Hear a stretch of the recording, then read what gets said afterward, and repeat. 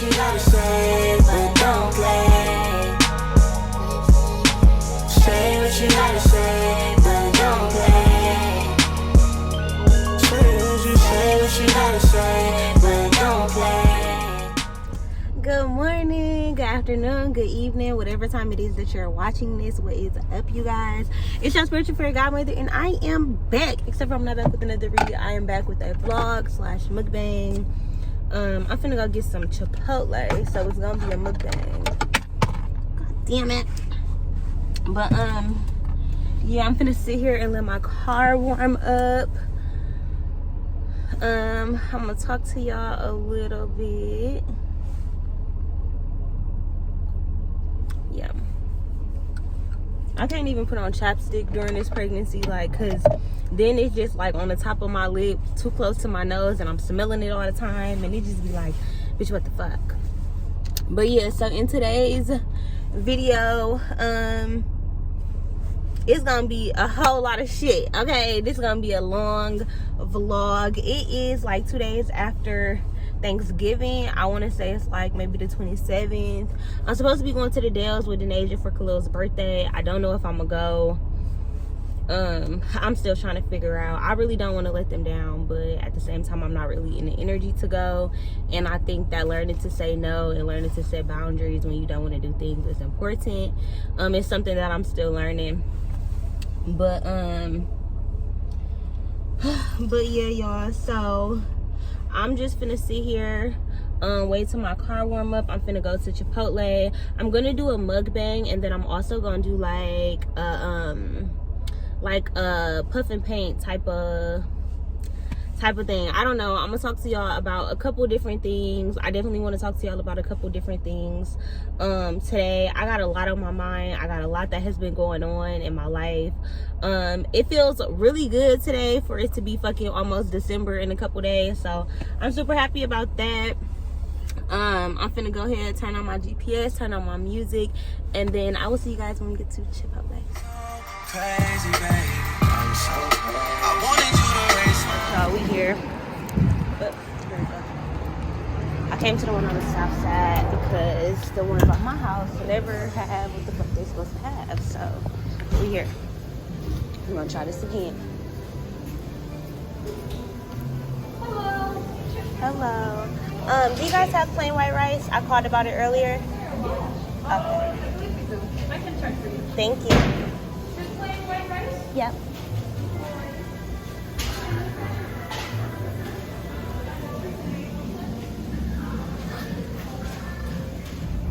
Y'all, it stinks so bad out here.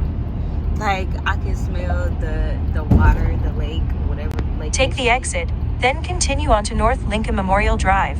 I can smell it through my car.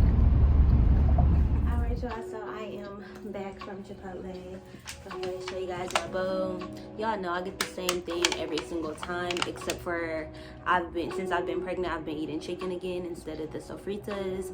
And since I've been pregnant, I don't get the super spicy sauce because it makes me sick. So yeah, I just get plain white rice, no cilantro, chicken, cheese, extra sour cream, extra cheese, and then the verde sauce.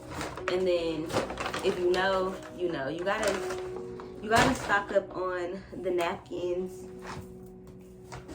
the forks, and the straws. Speaking of straws, I'm gonna go get my drink. I got just a lemonade, Calypso lemonade. So yeah, y'all.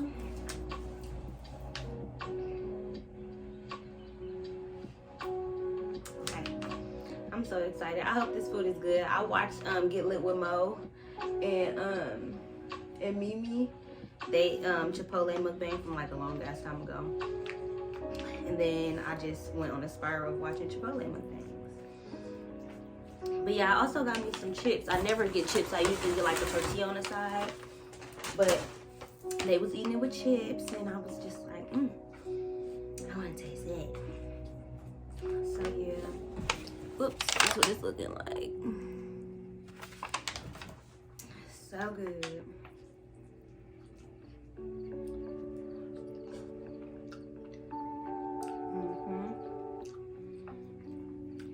could have warmed it up a little bit more, but it's good.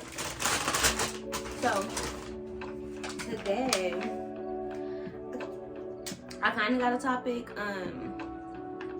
and it kind of has to do with my pregnancy.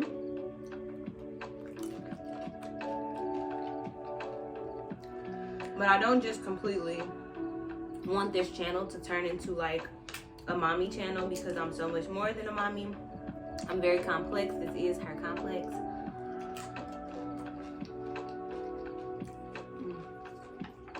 So yeah, it's more than just the pregnancy too. I kind of want to talk about depression during pregnancy, but of course you can suffer depression at any time. But for me specifically, it's during pregnancy right now. So my pregnancy experience has changed a lot, from me having my first child to now being on my 4th pregnancy. I will say I did have depression and postpartum depression with my first pregnancy as well, but at the time I was unaware of it. God damn it.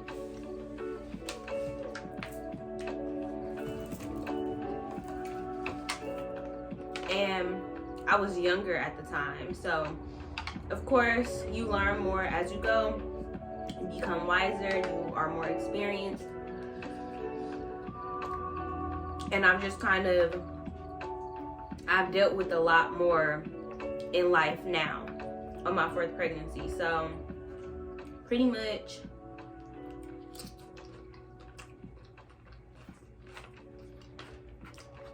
there's so much I want to talk about, but so little time.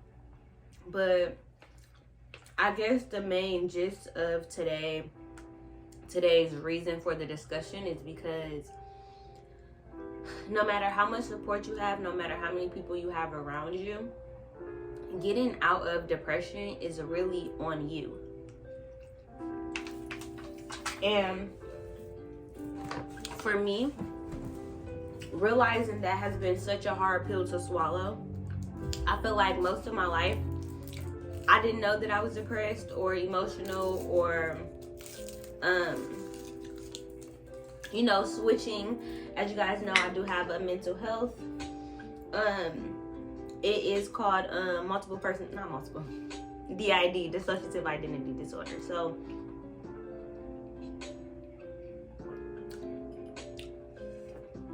trauma taught me to disassociate myself in traumatic situations, and it's been very hard to deal with, but I'm coming more into myself. But before knowing these things about myself, goddamn, Jonathan just came in the house. But back to what I was saying. So before kind of understanding more about myself and what I be experiencing on a day-to-day basis, just mentally, I kind of always put the blame on other people, or I put my happiness in the hands of other people to kind of give myself a sigh of relief. Like if it was somebody else's fault, then I had something to focus on. I had somebody to be angry at, or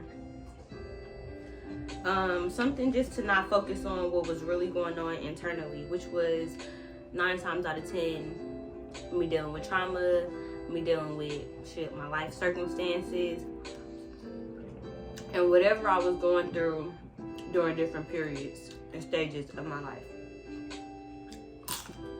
So coming into now with this pregnancy, being aware, kind of paying more attention to myself, and having that time to kind of just think and be to myself, I've really kind of eliminated the ideal of blame. Like, I've eliminated the fact that somebody else is supposed to get me up out of this. I feel like it was way easier to have ill emotions towards other people. Cause I'll be on go. When I'm on go, I can't be mad at myself. That's too much energy. It's taking up too much time, and it cripples me. But putting it on somebody else has just always been my go-to, my escape from putting it on myself. Which is why over the years I kind of put myself up on this little pedestal. Especially coming into spirituality, it felt like I was on top of the world. Like I was that. I was this queen. I was this goddess. I was this. Nothing was my fault. Nothing was because of me. It was just, it was my way of coming into accepting me and knowing me without really knowing me. I knew me on the surface. I knew what I could remember or what I could piece together about my life, and it was never the shit about me or the shit that I was doing. It was always the memories that I had was of hurt or pain or somebody fucking me over or doing something to me or making me feel a type of way. So that became my routine. I was never in the wrong. I never did nothing to nobody. And honestly, it wasn't my fault. My brain just kind of blocked that shit out. It kind of, that was the first kind of like trauma response that I had, to block out any self-guilt. Because I've talked about it before in previous videos. If you guys didn't know, I'll leave the link to the story time about my life story, me being molested and things like that, in the description box below. But basically in that video, I touched on my first time being 4 years old. So you gotta think about it, being 4 years old, all you really got is blame of yourself about why something happened. Because 9 times out of 10, you're not gonna understand it.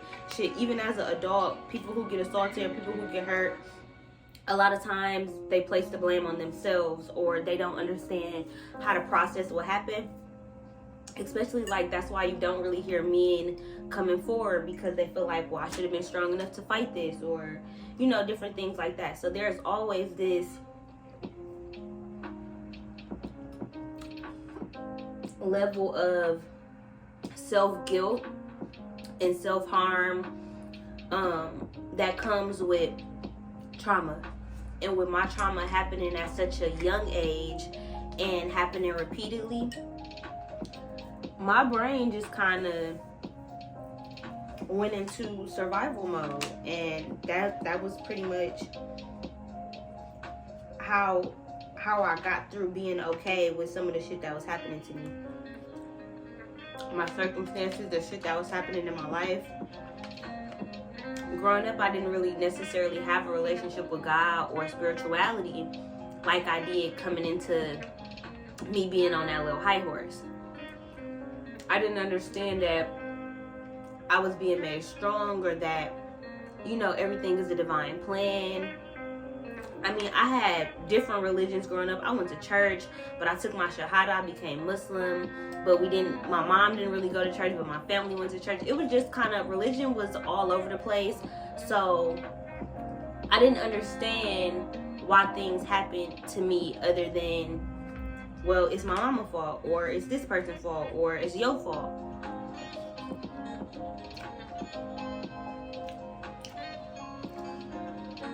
So now, being pregnant and having kind of all of this time to go over things in my life that maybe I didn't pay attention to, maybe things that I pushed in the back of my memory, things that I choose not to think about,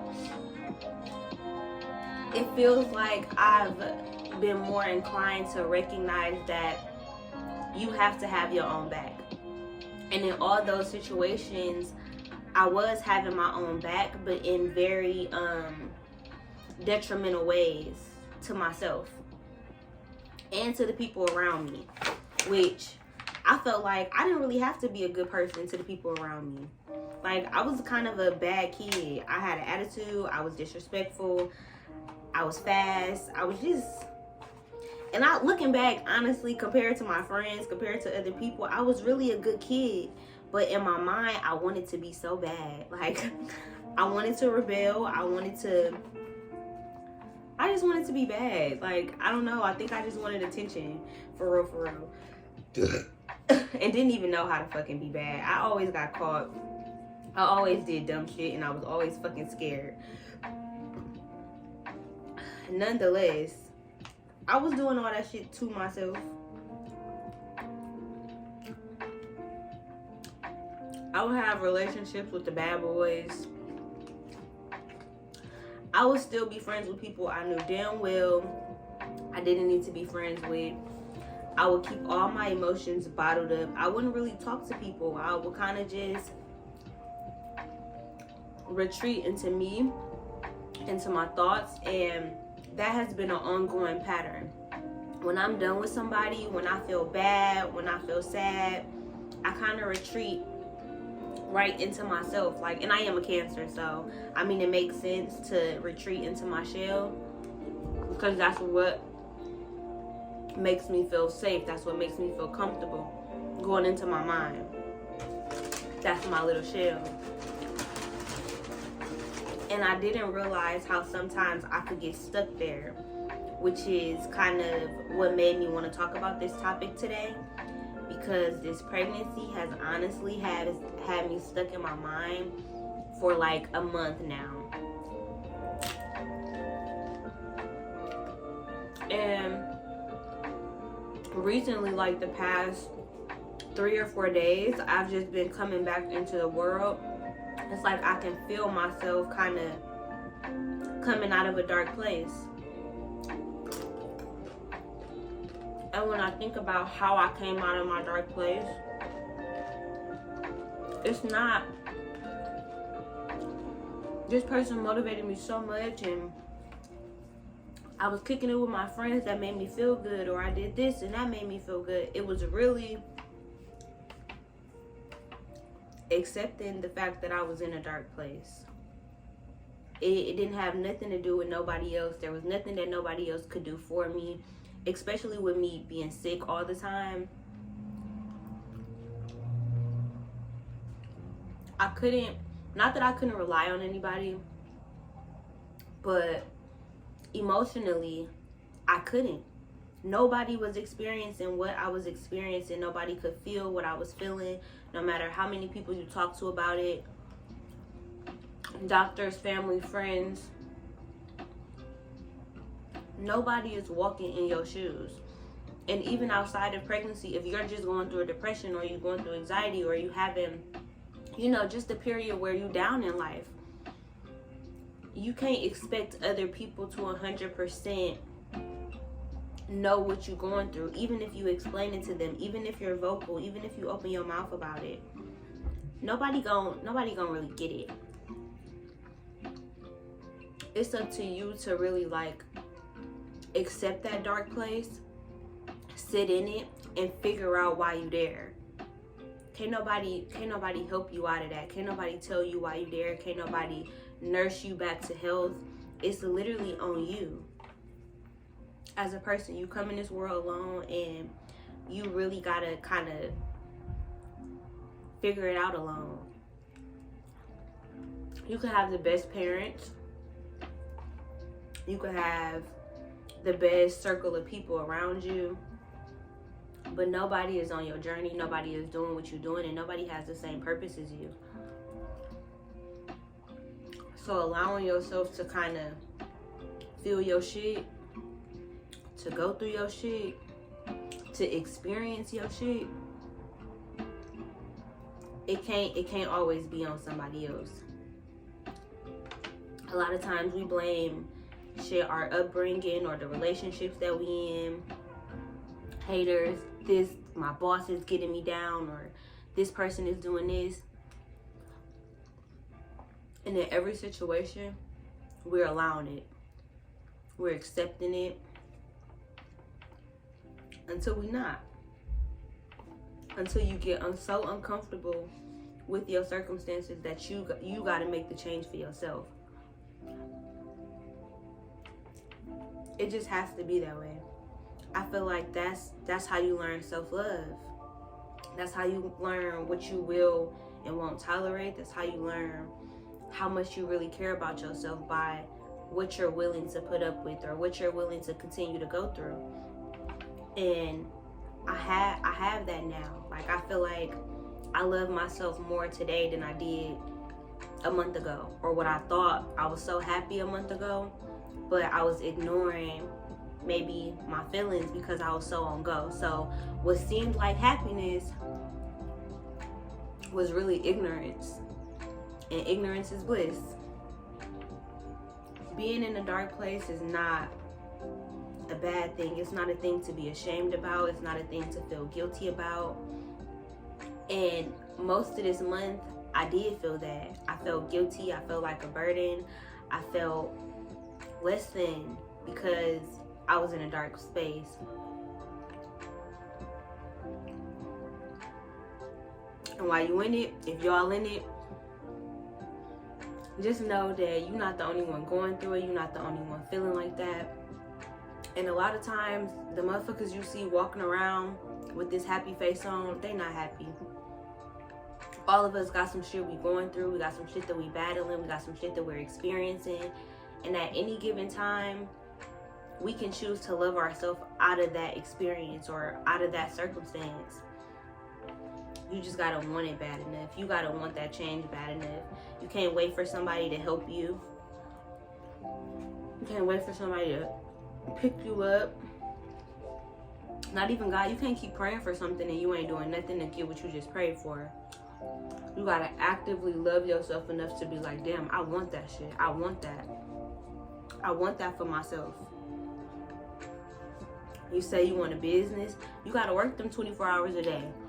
You say you want this, you gotta take more shifts than the next person. Say you wanna be a good parent, you gotta be a good person first. You gotta lead by example. And watching other people is cool. Learning from other people is cool. But really kind of allowing yourself to learn through your own experiences and to not be hard-headed and to just sit in what you're going through, it's one of the most underrated forms of self-love. That's my love language to myself. I feel like with relationships, with friendships, and with my parents, I have a different love language for each. But for myself, my love language is really allowing myself to feel shit. To cry, to scream, to throw tantrums, to be a baby. All of that shit, because that's me. And when I allow myself to be me, I flourish the most. The most. And when I feel hindered from being able to do that, I kind of turn into a monster. I ain't gonna lie. I be evil. I can't help it. But again, that's a part of me. That's a part of duality. That's a part of life. It's always good and bad. And it's always darkness and light. If your eyes don't never feel darkness, something wrong with you. You probably evil for real. I don't know. At this point, I feel like going through the darkness might be the best time to really think about it. All the times that you done really went through some shit, that's like my homework for y'all. Really, really sit and think about that shit. Like maybe tonight or in a tub or when you got some time by yourself. How did you become better from certain periods of your life where you thought you was just at your lowest? because I done thought I was at my lowest a lot of different times in my life, and it's always gonna feel like the lowest. The peaks and the valleys, and it's always gonna feel like the lowest. But every time it's low, it gets higher and higher and higher and higher and higher. Eventually, your lowest low is gonna be your past. But yeah, I done talked y'all ear off. This was supposed to be a vlog. If this portion of the video is too long, I might make it a separate video. But yeah, y'all. Hope you guys enjoyed it. If you did, give it a thumbs up. Leave a comment down below. And I'm out of here, y'all. Okay, guys. So this is the room. The first bathroom.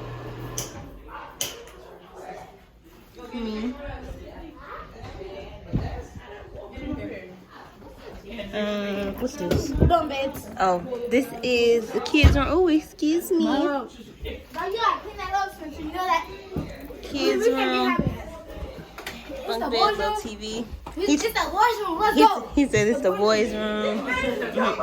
We got the kitchen.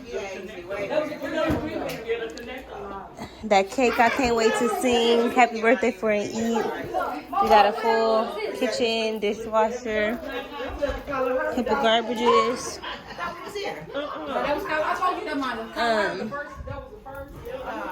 Connecting bathroom. I'm probably gonna get in this tub while we're in the pool. Yeah, this is just one of the bedrooms, TV, and then it has a balcony out here.